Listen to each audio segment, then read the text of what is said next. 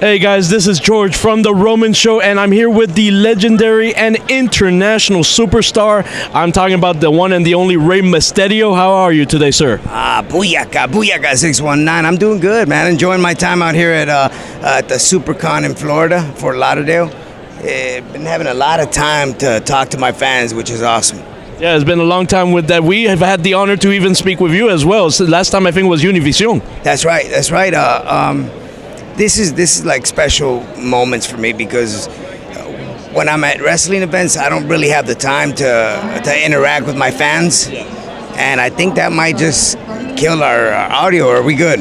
No, I think we're good. Awesome. Yeah, when I'm at wrestling events, normally I just high five the fans. So it's very hard for me to interact with them. This is the time that I really spend to answer questions and even ask questions because I like to ask my fans a lot of questions. Well, you're in Miami, so have you had any of those cafecitos, guayabas, croquetas? Oh, but of course, man. I can't. Un sandwichito cubano. I just had one last night with my wife, so yeah, we've been enjoying it. That's awesome. That's awesome. And now talking about the Latin culture, we all know you've also been working with Lucha Underground, also Arrows Lucha, Mexico, obviously. With all this Latin culture now coming over to America, with Arrows, Lucha, how do you feel about the culture actually growing now in the United States? It's incredible. I'm really embracing it, and I think the best way to embrace it is to have a company like Arrow Lucha right now, which is the first company ever. I mean, no, in the years that I've been in this business, almost 3 decades, this is the first fan-owned wrestling company. So they're sure that the product that they bring to the table is family-oriented. And I think that's a big priority for a lot of us, the Hispanic families. We like to raise our kids the proper way, and we like to, something very important, we like to make sure that if you're Hispanic, you need to speak Spanish. There's nothing that should prevent you from learning a second language, and that's something that I see around a lot of the Hispanic fans, especially at these Comic Cons. A lot of kids walk up with Hispanic parents and they don't speak not one lick of Spanish. So, that's another thing that us, or being a part of Arrow Lucha, we bring to the table. Family-oriented, first fan-owned wrestling company. And come on, man, we speak Latino, we speak Español, we speak, hablamos el español al 100%. Arrow Lucha brings lucha libre to the table. That's what they cater. And now that you're even speaking about Hispanic, that's amazing, by the way. Being that I'm Hispanic, I'm Cuban by blood. So, being the fact that you were speaking about Hispanics and all that stuff, you were a pioneer of the size don't matter in pro wrestling. When you were introduced to the United States crowd, it was an ECW with your fellow friends like Psychosis, the Eddie Guerreros, the Dean Malenkos. You guys pioneered over to the WWE that you don't need to be a certain size to become a WWE champion, so to speak. Then all of a sudden, Daniel Bryan actually won the heavyweight champion of the world in one of the biggest viewed WrestleManias, WrestleMania 30, where you also won your championship at WrestleMania. When you saw Daniel Bryan win this championship, how did you feel as a pioneer? As hey, you don't need to be like 6'5" just to be that champion. I was very, very happy for Daniel Bryan, for his moment.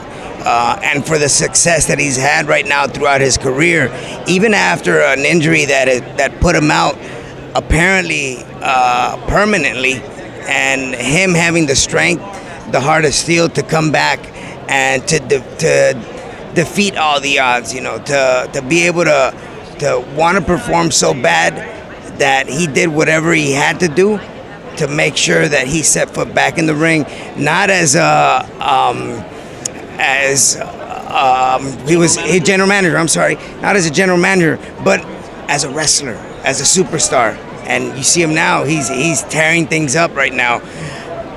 But the fact that we opened up the doors for people like Daniel Bryan, that's something very special for me and for the people that, or for the stars that came in along the way, like the Psychosis and the Juventud Guerreras. You know, we were given an opportunity at the time, and we took advantage of it. We just needed the platform. And Daniel Bryan did the same thing. He was given the opportunity, and he took advantage with it, and he ran. He ran with the ball, and I don't know how many times he scored, but he keeps on scoring, and that's good. That's awesome, man, because I love watching Daniel Bryan perform. And speaking about comeback, you know, we all know now you're coming back home. Not physically. Well, you did, twice already this year. But we all know you're coming back home in WWE 2K19. Now, because, of course, you were the pioneer and Daniel Bryan is the new big, small guy. Can it be that in WWE 2K19 we might see a collision by teacher versus student? Well, why not? I mean, you can do anything in video game world, right? 2K19, it brings it all. You know, you can create a character. You can pick a color of an outfit, especially if you pre-order now. You can download Rey Mysterio as one of the superstars. But I think much more than seeing us against each other. Yeah. You know, why not have Rey Mysterio and Daniel Bryan as a tag team? You know, defeat somebody else. Maybe the Usos, maybe Kane and Undertaker. You never know. You know, you can get fancy and unique with it. Exactly. No, you took the words right out of my mouth, and I have to plug this here before we talk about 2K19 in my last question. You know, 2K, I believe it was 2K17 or 18. It sparked up a feud with Goldberg and Brock Lesnar, when Goldberg was DLC, and then all of a sudden Brock Lesnar took that as a personal jab. Can it be maybe possibility that we might see Rey Mysterio go against Daniel Bryan? A lot of people are requesting. A lot of your fans are requesting that. Wow, I don't know. I mean, again, anything can happen. You know, I did already 2 Royal Rumbles for WWE this year, so if you happen to see me on a Raw or on a SmackDown, then and you want to see a certain match, then you already know. But if not, you know, I'm still going to be doing what I'm doing out here in the wrestling independent scene. Next month, I'm out in New Japan. In Tokyo to do another show for New Japan Pro Wrestling. Doing September 1st, the All-In event that's going to be in Chicago that sold out in 29 minutes. So there's a lot of good things coming. The Chris Jericho Cruise in October. That's going to be, and the Expo Lucha that's going to be held. That's in August 30th and 31st in Las Vegas. You've never had an Expo Lucha in the United States. They've done them in Mexico many years, but never in the U.S. So I think that's going to be very interesting for the fans that love Lucha Libre and the history behind it. And Ring of Honor just made the major announcement with New Japan, actually, to Madison Square Garden, where you've worked many times as well. I'm imagining that was a huge, huge thing when you heard, being a New Japan star yourself as well, having many tours. It must have hit you like, oh my God, major congratulations to them. Oh yes. You know, I tip my hat for the hard work that they've been doing. You gotta put in perspective the amount of good talent. The roster that New Japan has is just unbelievable. And then if you combine those Ring of Honor and New Japan, you know, you got a great roster to look at. So you know, I wish them the best of luck with their show at the Garden. I believe it's next year. Yep. It's next year. WrestleMania weekend. WrestleMania, yeah, that's right. So, you know, there's a lot of good things to come within the wrestling world. So you just got to keep your ears open and your eyes open, because good things are still yet to come. And with that good thing, of course, like we were talking about, 2K19, Rey Mysterio, a downloadable DLC, as we all know, when you pre-order the game. How does it feel to be coming back home with this video game? It feels awesome, man. It feels really good. They did an incredible job with the end result of the promotional video for it.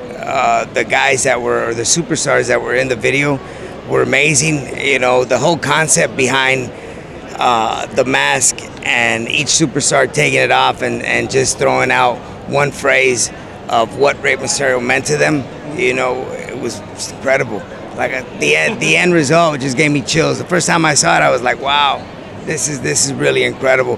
What a great form of respect thrown my way, you know, and I'm truly humbled by the end result of that video. Well, I'm going to end it there because you have a couple fans here waiting to meet you. Of course, we all know you adore your fans, and I want to go ahead and shout out to all these fans waiting for you. How much do you love Rey Mysterio, guys? Hey, give this man a big 619 chant. 619! 619! 619! Hey, they still love you, man. They still love you. They better. If not, they're going to get a 619.